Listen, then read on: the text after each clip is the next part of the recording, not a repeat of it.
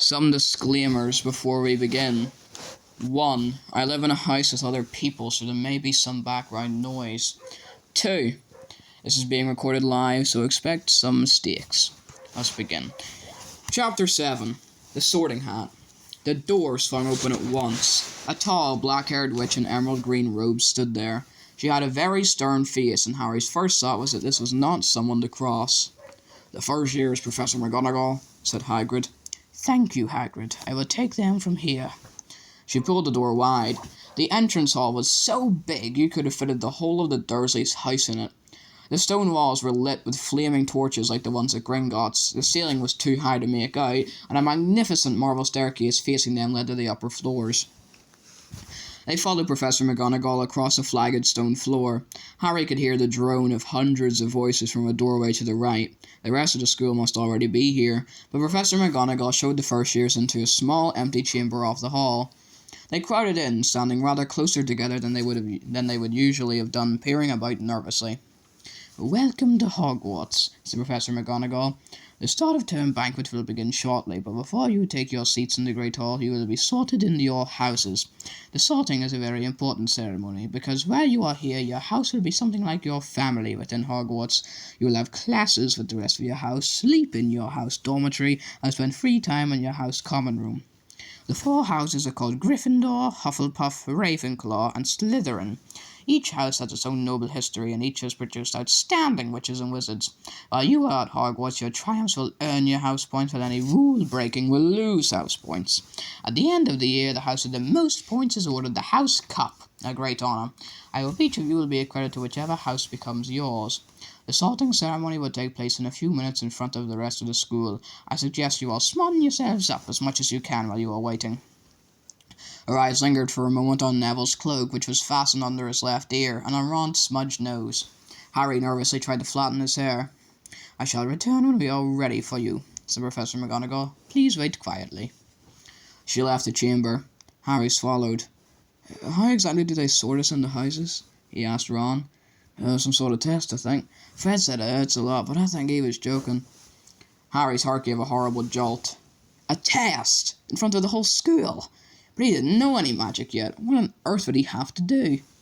He hadn't expected something like this the moment they arrived. He looked around anxiously and saw that everyone else looked terrified too. No one was talking much except Hermione Granger, who was whispering very fast about all the spells she'd learnt and wondering which one she'd need. Harry tried hard not to listen to her. He'd never been more nervous. Never. Not even when he'd had to take a school report home to the Dursleys saying that he'd somehow turned his teacher's wig blue. He kept his eyes fixed on the door. Any second now, Professor McGonagall would come back and lead him to his doom. Then something happened which made him jump about a foot in the air. Several people behind him screamed. "What the?" he gasped. So did the people around him. About 20 ghosts had just streamed through the back wall. Pearly white and slightly transparent, they glided across the room, talking to each other and hardly glancing at the first years. They seemed to be arguing. One looked like a fat little monk was saying, "Forgive and forget. I say we ought to give him a second chance. My dear Friar, haven't we given Peeves all the chances he deserves? He gives us all a bad name, and you know he's not really even a ghost. I say, what are you all doing here?" A ghost wearing a ruff and tights had suddenly noticed the first years. Nobody answered. "New students," said the fat friar, smiling around at them. "About to be sorted, I suppose." A few people nodded mutely. "Hope to see you in Hufflepuff," said the friar. "My old house, you know." "Move along now," said a sharp voice. "The sorting ceremony is about to start." Professor McGonagall had returned. One by one, the ghosts floated away through the opposite wall. "Now, form a line," Professor McGonagall told the first years, "and follow me." Feeling oddly as though his legs had turned to lead, Harry got into a line behind a boy with sandy hair, with Ron behind him, and they walked out of the chamber, back across the hall and through a pair of double doors into the Great Hall.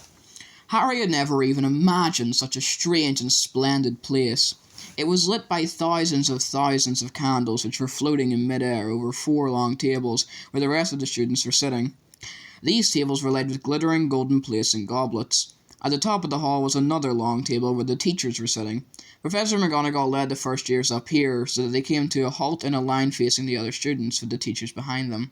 The hundreds of faces staring at them looked like pale lanterns in the flickering candlelight.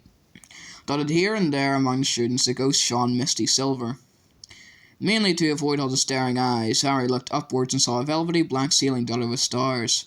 He heard Hermione whisper, "It's bewitched to look like the sky outside. I read about it in Hogwarts of History." It was hard to believe there was a ceiling there at all, and that the Great Hall didn't simply open onto the heavens. Harry quickly looked down again as Professor McGonagall silently placed a four-legged stool in front of the first years. On top of the stool she put a pointed wizard's hat. This hat was patched and frayed and extremely dirty. Aunt Petunia wouldn't have let it in the house. Maybe they had to try and get a rabbit out of it, Harry thought wildly. And that seemed the sort of thing. Noticing that everyone in the hall was now staring at the hat, he stared at it too. For a few seconds there was complete silence. Then the hat twitched. A rip near the brim opened wide like a mouth, and the hat began to sing. "Oh, you may not think I'm pretty, but don't judge on what you see. I'll eat myself if you can find a smarter hat than me. You can keep your bowlers black, your top hat sleek and tall. For I'm the Hogwarts sorting hat, and I can cap them all. There's nothing hidden in your head the sorting hat can see. So try me on, and I will tell you where you ought to be. You might belong in Gryffindor, where dwell the brave at heart. The daring nerve and chivalry set Gryffindors apart. You might belong in Hufflepuff, where they are just and loyal. Those patient Hufflepuffs are true and unafraid of toil, or yet in wise old Ravenclaw, if you've a ready mind, where those of wit and learning will always find their kind, or perhaps in Slytherin you'll make your real friend. Those cunning folk use any means to achieve their end. So put me on, don't be afraid, and don't get in a flap. You're in safe hands, though I have none, for I'm a thinking cap." The whole hall burst into applause as the hat finished its song. It bowed to each of the four tables and then became quite still again. "So we just got to try on the hat," Ron whispered to Harry. "I'll kill Fred. He was going on about wrestling a troll." Harry smiled weakly. Yes, trying on the hat was a lot better than having to do a spell, but he did wish they could have tried it on without everyone watching. The hat seemed to be asking rather a lot. Harry didn't feel brave or quick-witted or any of it at the moment. If only the hat had mentioned a house for people who felt a bit queasy, that would have been the one for him. Professor McGonagall now stepped forward holding a long roll of parchment. "When I call your name, you will put on the hat and sit on the stool to be sorted," she said. "Abbott! Hannah!" A pink-faced girl with blonde pigtails stumbled out of the line, put on the hat, which fell right down over her eyes, and sat down. A moment's pause. "Hufflepuff!" shouted the hat. The table on the right cheered and clapped as Hannah went to sit down at the Hufflepuff table. Harry saw the ghost of the fat friar waving merrily at her. "Bones! Susan!" "Hufflepuff!" shouted the hat again, and Susan scuttled off to sit next to Harry. "Boot! Terry!" "Ravenclaw!" The table second from the left clapped this time. Several Ravenclaws stood up to shake hands with Terry as he joined them. Brocklehurst Mandy went to Ravenclaw too, but Brown Lavender became the first new Gryffindor, and the table on the far left exploded with cheers. Harry could see Ron's twin brother's cat calling. Bulstrode Millicent then became a Slytherin. Perhaps it was Harry's imagination. After all, he'd heard about Slytherin, but he thought they looked an unpleasant lot. He was starting to feel definitely sick now. He remembered being picked for teams during sports lessons at his old school. He had always been last to be chosen, not because he was no good, but because no one wanted Dudley to think they liked him. "Finch Fletchley, Justin." "Hufflepuff!" Sometimes, Harry noticed, the hat shouted out the house at once, but at others it took a little while to decide. Finnegan, Seamus, the sandy-haired boy next to Harry in the line, sat on the stool for almost a whole minute before the hat declared him a Gryffindor. "Granger, Hermione!" Hermione almost ran to the stool and jammed the hat eagerly on her head. "Gryffindor!" shouted the hat. Ron groaned. A horrible thought struck Harry, as horrible thoughts always do when you're very nervous. What if he wasn't chosen at all? What if he just sat there with the hat over his eyes for ages, until Professor McGonagall jerked it off his head and said there had obviously been a mistake and he'd better get back on the train? When Neville Longbottom, the boy who kept losing his toad, was called, he fell over on his way to the stool. The hat took a long time to decide with Neville. When it finally shouted, "Gryffindor!" Neville ran off still wearing it and had to jog back amid gales of laughter to give it to MacDougall, Morag. Malfoy swaggered forward when his name was called and got his wish at once. The hat had barely touched his head when it screamed, "Slytherin!" Malfoy went to join his friends Crabbe and Goyle, looking pleased with himself. There weren't many people left now. Moon, Not, Parkinson, and a pair of twin girls, Patil and Patil, then Perks, Sally Ann, and then at last, Potter, Harry. As Harry stepped forward, whispers suddenly broke out like little hissing fires all over the hall. Potter, did she say? The Harry Potter. The last thing Harry saw before the hat drooped over his eyes was the hall full of people, craning to get a good look at him. Next second, he was looking at the black inside of the hat. He waited. Said a small voice in his ear. Difficult. Very difficult. Plenty of courage, I see. Not a bad mind either. There's talent. Oh, my goodness, yes. And a nice thirst to prove yourself. Now, that's interesting. So where shall I put you? Harry gripped to the edges of the stool and thought. Not Slytherin, not Slytherin. Not Slytherin, eh? Said the small voice. Are you sure? You could be great, you know. It's all here in your head, and Slytherin will help you on the way to greatness. No doubt about that. No? Well, if you're sure, better be Gryffindor! Harry heard the hat shout the last word to the whole hall. He took off the hat and walked shakily towards the Gryffindor table. He was so relieved to have been chosen and not put in Slytherin, he hardly noticed that he was getting the loudest cheer yet. Percy the Prefect got up and shook his hand vigorously while the Weasley twins yelled, We got Potter! We got Potter! Harry sat down opposite the ghost in the rough he'd seen earlier. The ghost patted his arm, giving Harry the sudden horrible feeling he'd just plunged it into a bucket of ice-cold water. He could see the high table properly now. At the end nearest him sat Hagrid, who caught his eye and gave him the thumbs up. Harry grinned back. And there, in the centre of the high table in a large gold chair, sat Albus Dumbledore. Harry recognised him at once from the card he got out of the Chocolate Frog on the train. Dumbledore's silver hair was the only thing in the whole hall that shone as brightly as the ghost's. Harry spotted Professor Quirrell, too, the nervous young man from the Leaky Cauldron. He was looking very peculiar in a large purple turban. And now there were only 3 people left to be sorted. Turpin, Lisa, became a Ravenclaw, and then it was Ron's turn. He was pale green by now. Harry crossed his fingers under the table, and a second later the Hatters shouted, Gryffindor! Harry clapped loudly with the rest as Ron collapsed into the chair next to him. Well done, Ron. Excellent, said Percy Weasley pompously across Harry as Zabini, Blaze, was made a Slytherin. Professor McGonagall rolled up her scroll and took the sorting hat away. Harry looked down at his empty gold plate. He had only just realised how hungry he was. The pumpkin pasty seemed ages ago. Albus Dumbledore got to his feet. He was beaming at the students, his arms opened wide as if nothing could have pleased him more than to see them all there. Welcome, he said. Welcome to a new year at Hogwarts. Before we begin our banquet, I would like to say a few words. And here they are. Nitwit, Blubber, Oddment, Tweak. Thank you. He sat back down. Everybody clapped and cheered. Harry didn't know whether to laugh or not. Is he a bit mad? He asked Percy uncertainly. Mad? Said Percy airily. He's a genius. Best wizard in the world. But he is a bit mad, yes. Potatoes, Harry. Harry's mouth fell open. The dishes in front of him were now piled with food. He had never seen so many things he liked to eat on one table. Roast beef, roast chicken, pork chops and lamb chops, sausages, bacon and steak, boiled potatoes, roast potatoes, chips, Yorkshire pudding, peas, carrots, gravy, ketchup, and, for some strange reason, mint humbugs.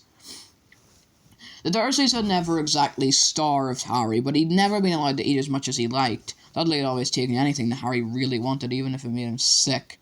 Harry piled his plate with a bit of everything except the humbugs and began to eat. It was all delicious. That does look good, said the ghost in the rough sadly, watching Harry cut up his steak. Can't you? I haven't eaten for nearly 400 years, said the ghost. I don't need to, of course, but one does miss it. I don't think I've introduced myself. Sir Nicholas de Mimsy Poppington at your service, resident ghost of Gryffindor Tower. I know who you are, said Ron suddenly. My brother's told me about you. You're nearly headless Nick. I would prefer you to call me Sir Nicholas de Mimsy, the ghost began stiffly, but Sandy heard Seamus Finnegan interrupted. Nearly headless? How can you be nearly headless? Sir Nicholas looked extremely miffed, as if their little chat wasn't going at all the way he wanted. Like this, he said irritably. He seized his left ear and pulled. His whole head swung off his neck and fell onto his shoulder as if it was on a hinge. Someone had obviously tried to behead him, but not done it properly. Looking pleased at the stunned looks on their faces, nearly headless Nick flipped his head back onto his neck, coughed, and said, So, you Gryffindors, I hope you're going to help us win the house championship this year. Gryffindor have never gone so long without winning. Slytherin have got the cup 6 years in a row. The bloody Baron's becoming almost unbearable. He's the Slytherin ghost. Harry looked over at the Slytherin table and saw a horrible ghost sitting there with blank staring eyes, a gaunt face, and robes stained with silver blood. He was right next to Malfoy, who, Harry was pleased to see, didn't look too pleased with the seating arrangements. "How did he get covered in blood?" asked Seamus with great interest. "I've never asked," said Nearly Headless Nick delicately. When everyone had eaten as much as they could, the remains of the food faded from the plates, leaving them sparkling clean as before. A moment later the puddings appeared. Blocks of ice cream in every flavour you could think of: apple pies, treacle tarts, chocolate eclairs, and jam donuts, trifle, strawberries, jelly, rice pudding. As Harry held himself to a treacle tart, the talk turned to their families. "I'm half and half," said Seamus. "Me dad's a muggle. Mom didn't tell him she was a witch till after they were married. Bit of a nasty shock for him." The others laughed. "What about you, Neville?" said Ron. "Well, my gran brought me up, and she's a witch," said Neville. "But the family thought I was all muggle for ages. My great-uncle Algy kept trying to catch me off my guard and force some magic out of me. He pushed me off the end of Blackpool Pier once. I nearly drowned. But nothing happened until I was 8. Great-uncle Algy came round for tea, and he was hanging me out of an upstairs window by the ankles, when my great-auntie Enid offered him a meringue, and he accidentally let go. But I bounced all the way down the garden and into the road. They were all really pleased. Gran was crying, she was so happy. And you should have seen their faces when I got in here. They thought I might not be magic enough to come, you see. Great-uncle Algy was so pleased he bought me my toad." On Harry's other side, Percy, Weasley, and Hermione were talking about lessons. "I do hope they start straight away. There's so much to learn. I'm particularly interested in transfiguration. You know, turning something into something else, of course, is supposed to be very difficult." "You'll be starting small, just matches and the needles and that sort of thing." Harry, who was starting to feel warm and sleepy, looked up at the high table again. Hagrid was drinking deeply from his goblet. Professor McGonagall was talking to Professor Dumbledore. Professor Quirrell, in his absurd turban, was talking to a teacher with greasy black hair, a hooked nose, and sallow skin. It happened very suddenly. The hook-nosed teacher looked past Quirrell's turban straight into Harry's eyes, and a sharp, hot pain shot across the scar on Harry's forehead. "Ouch!" Harry clapped a hand to his head. "What is it?" asked Percy. Nothing." The pain had gone as quickly as it had come. Harder to shake off was the feeling Harry had got from the teacher's look, a feeling that he didn't like Harry at all. "Who's the teacher talking to Professor Quirrell?" he asked Percy. "Oh, you know Quirrell already, do you? No wonder he's looking so nervous. That's Professor Snape. He teaches potions, but he doesn't want to. Everyone knows he's after Quirrell's job. Knows an awful lot about the dark arts, Snape." Harry watched Snape for a while, but Snape didn't look at him again. At last the puddings too disappeared, and Professor Dumbledore got to his feet again. The hall fell silent. "Just a few more words now. We are all fed and watered. I have a few start-of-term notices to give you. First, you should note that the forest and the grounds is forbidden to all pupils, and a few of our older students would do well to remember that as well."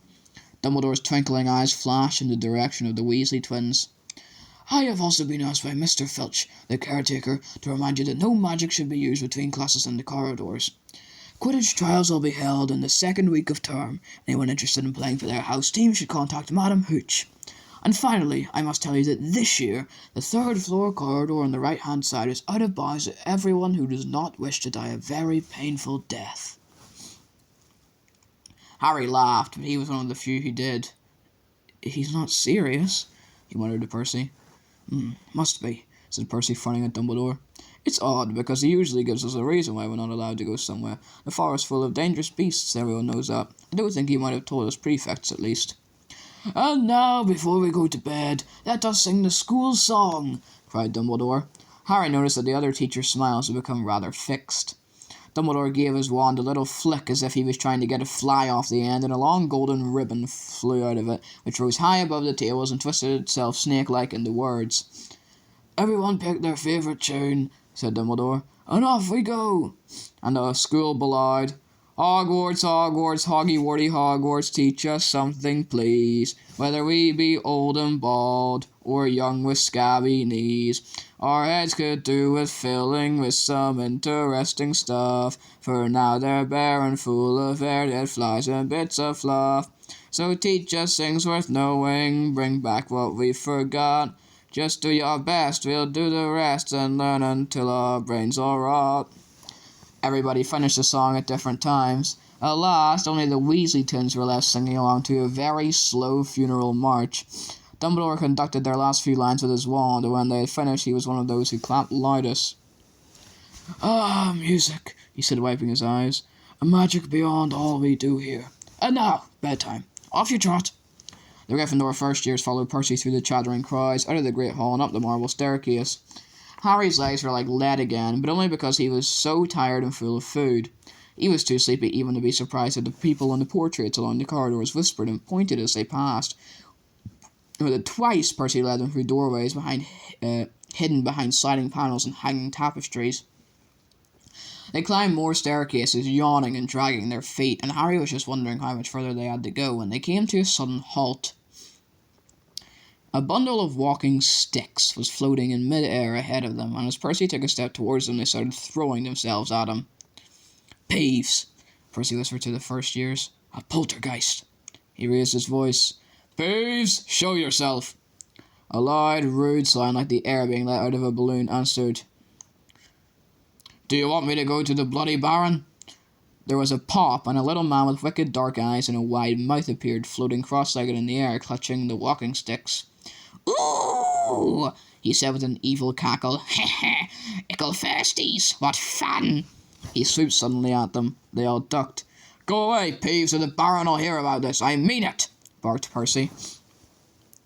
Peeves stuck out his tongue and vanished, dropping the walking sticks on Neville's head. They heard him zooming away, rattling coats of armour as he passed.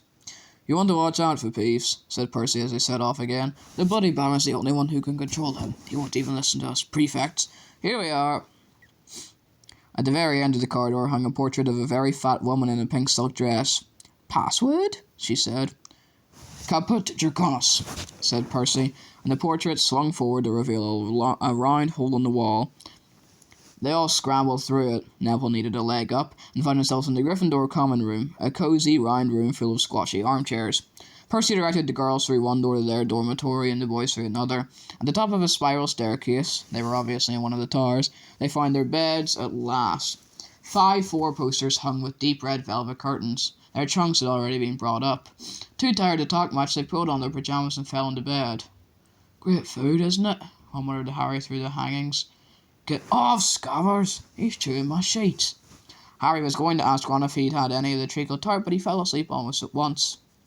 Perhaps Harry had eaten a bit too much, because he had a very strange dream. He was wearing Professor Quirrell's turban, which kept talking to him, telling him he must transfer to Slytherin at once because it was his destiny. Harry told the turban he didn't want to be in Slytherin. It got heavier and heavier. He tried to pull it off, but it tightened painfully. And there was Malfoy laughing at him as he struggled with it. Then Malfoy turned into the hook-nosed teacher, Snape, whose laugh became high and cold. There was a burst of green light, and Harry woke, sweating and shaking. He rolled over and fell asleep again, and when he woke next day, he didn't remember the dream at all.